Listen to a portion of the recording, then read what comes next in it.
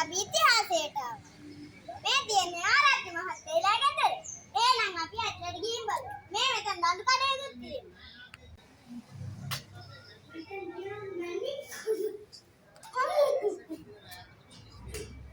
ඒකත් තුන්නම් දෙදක බලා ගන්න පුළුවන්.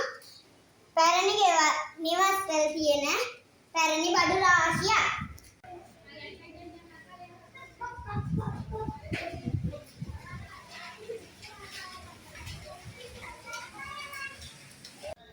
මෙන්න පැරණි පෙත්තක. මෙන්න තියෙනවා යාළුවනේ පරණ වියන් නේද?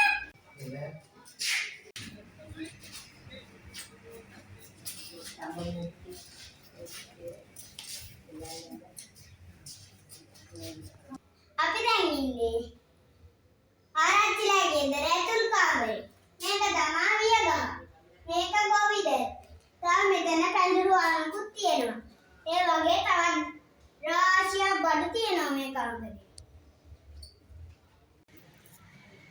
ඒකට පුතා මේ ආවේ පුරාණ ගමක සම්ප්‍රදාය ගෙදර. සම්ප්‍රදායන්ගේ ආරච්චිලා. එයාගේ ආරච්චි වලව්. එයාගේ නිලයන්ම තමයි මේක. ආරච්චි වලව්වට අපෝලා ආදී පිළිගන්නවා ආයිබෝල්. වලව් හැබැයි ආවේ කුස්තිය පැත්තට. අපි කුස්තිය පැත්තේ බඩු ටිකක් ගැන පොඩ්ඩක් කතා කරමු ඈ. සෝඩි පුතා බත් කනවා. බත් කන්න වී යටේ පොත් අරින්න. වී යටේ පොත් අරින්න යොදාගත්ත මේ දෙන්න. මෙයාගේ නම වංගෙඩිය, මෙයාගේ නම මෝල්ගා. ඔන්න දැන් කොටන්න ඔයා. ඔන්නට කොටන්න. දැන් සෝඩි පුතා වී ටික දාලා කෙටුවෙන් පස්සේ වී යටේට මොකද වුනේ? පොත්ත ගැලවුණා. පොත්තට කියනවා 10ක් කියලා. මදේට කියනවා හාල් කියලා. හරිද? දැන් මේකේ තියෙන්නේ මොනවද? හාලුයි 10ක්. බී මෙයාට කියනවා කුල්ල කියලා. අනේ අර හාලුයි 10යි අරගෙන ඔහම පොළනවා. මේ කියන්නේ පොළනවා කියලා නේද? පොළනකොට මොකද වෙන්නේ? අර බැටේ තියෙන නෑ අර හාල් වල තියෙන 10යි අතට යනවා. ඉතුරු වෙන්නේ මොනවද එතකොට? හාල්. අනේ දැන් ඔයා ගොඩක් තරයක් කොට බින්දා සමහර අයට කැඩිලා. කැඩිච්ච හාලට කියන්නේ මොනවද? හුණුසාල්. හුණුසාල් නේද? දැන් මේකේ තියෙන හුණුසාලුත් තියෙන හාලුත් තියෙන දෙක එකට යන්න බෑ. බත් මෙරි වෙනවා. මගෙන් අහලා බලන්න. අම්මා මොකද කරන්නේ? අර හාල් ටික අරගෙන මෙහෙම කරනවා. මෙහෙම කරනවා කියන්නේ පූ කරනවා. පූ කරනකොට අර කැඩිච්ච හාලට බර අඩුයි ඉස්සරහට එනවා. හොඳ හාලට පස්සට එනවා. ඔන්න පූ කළා හුණුසාල් ටික වට්ටියට දානවා. දාලා අම්මා මොකද කරන්නේ? අර හාල් ටික මෙහෙම තියාලා බලනකො හාල් එකේ තැන් වල කළු පාට ඇට තියෙනවනේ. කළු පාට ඇට වලට කියනවා ඇඟිටි කියලා. ඇඟිටි හැදෙන්නේ සෝරික කුඹුර පීඩීගෙන එනකොට ඔන්න ඊඩෝරයක් අල්ලනවා.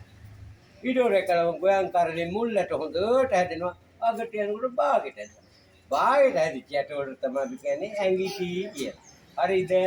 දැන් ඕ සෝරි පුතයි ඉතින් කමතේ ගෝයන් කපන්න බෑ ඉතලා. මේ මෙයාට කියනවා දෑකැත්ත කියලා. මේක හදාගත්තේ ගෝයන් කපන්න. ඉතින් පුතේ දෑකැත්තක ඉතාලම වටින්නේ මේ හැඩයයි. මේ හැඩේ කියනවා වක් කැඩේ කියලා. මේකට කියනවා කැරලි. මේව ඔක්කොම තියෙන මේ සියලු සර්පයන්ගේ දත් පිළිලා තියෙන මේ ආකාරයි. ඔන්න ගොවි මහත්තයා කුමුරු බැලලා කපනවා. දාපු ගමන් මේ අතට අවුත් වලට අවුර කියනවා. අවුරු 7ක් දාලා තමයි කොන්ද දෙලින් කරගන්න. අවුරු 7ක් දාපේ උප්පිඩ කියලා. උප්පිඩේව 4ක් කියලා මහ උප්පිඩ කියලා. මහ උප්පිඩ රණුවක් දාලා පොළමිටි කියලා. පොළමිටිය සමාන වී කුසල. කමතර කියනවා බේන් පොළපාගුවම් බැත ගේන්න දාගත්ත මල්ල. මේක කියන්නේ පුතේ පට මල්ල කියලා. හරිද? මේක කියන්නේ පට මල්ල කියලා. මෙයාගේ වයස අවුරුදු 70ක් විතර. ඉතින් මේකෙන් බැත ගෙදරට ගෙනලා වීඩාරගේ අතුලක් පිටක් පෑක් නැත්නම් බැඳලා තිබ්බා. හරිද? මේක දැක්ක ජන කවිය වයසේදී මුත්තමගේ දත් නැතිකට උපමා දෙන්න මේකේ කට. කලකදී කට පට මල්ල කට. බේන් ඉතින් මම පිළිවෙලට නෙවෙයි කිව්වේ.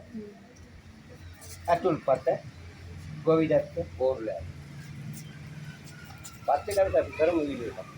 දැන් මේ පිළිවෙලටම කරමු.